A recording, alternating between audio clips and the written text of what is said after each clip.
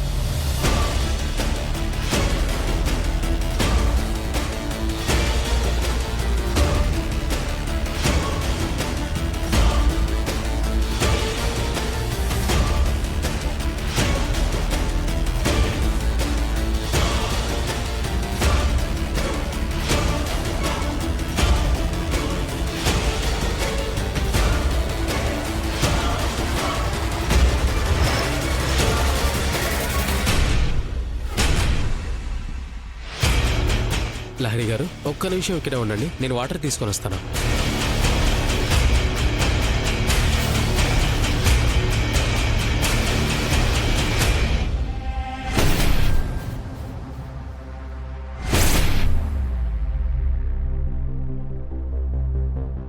ఒక్క డోసుకే పాప కళ్ళు తిరుగుతున్నాయని మెలికలు తిరిగిపోతుంది. ఇంకొక్క డోసు తగిలిస్తే ఏం చేసినా అడ్డు చెప్పదు.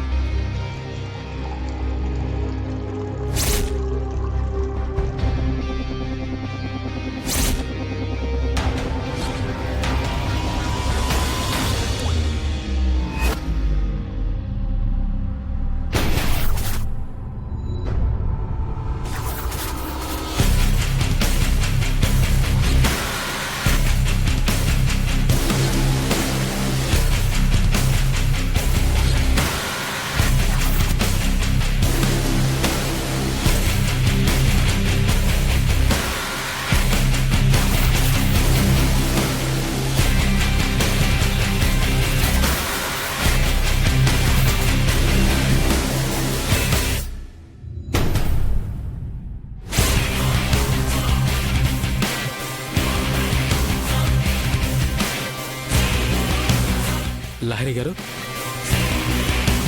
కొంచెం వాటర్ తీసుకోండి. వద్దండి. అయ్యో వాటర్ తీసుకోండి, సెట్ అయిపోతుంది. నేను చెప్తున్నాను కదా. ఏం కాదండి, నేనున్నాను కదా.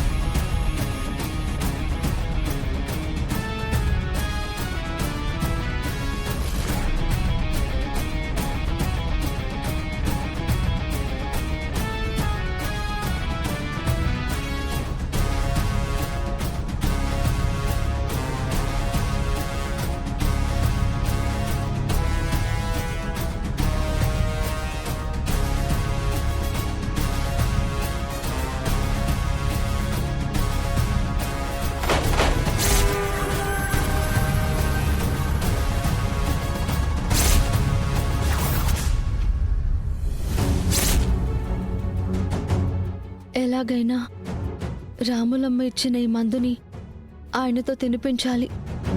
ఎవరికి అనుమానం రాకుండా నేనే ఈ పని చేయాలి. కానీ ఎలాగో తెలియట్లేదు. కానీ ఆయన ప్రేమను పొందడం కోసం నేను ఏదైనా చేస్తాను.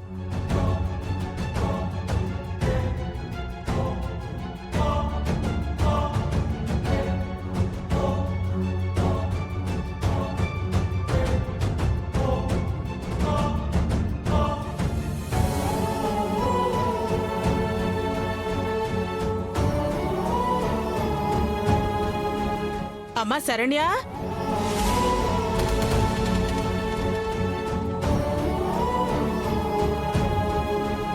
గుడికెళ్ళేవంట కదమ్మా.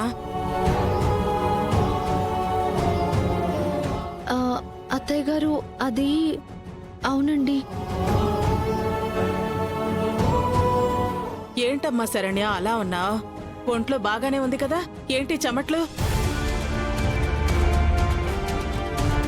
బాగానే ఉంది అత్తయ్య గారు.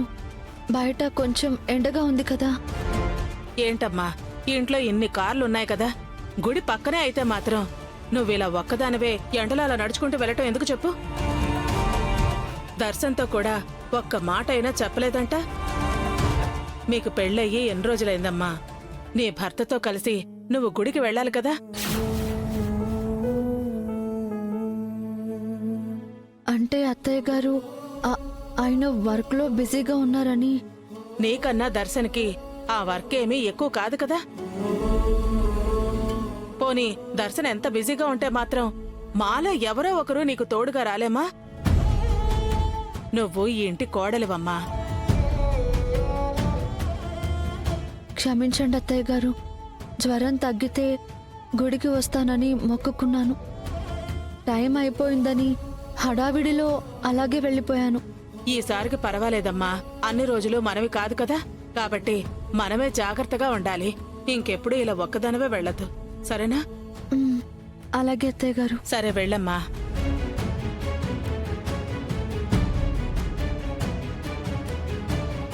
జీ5 యాప్ డౌన్లోడ్ చేసి అన్ని ఎపిసోడ్స్ పూర్తి ఉచితంగా చూడండి.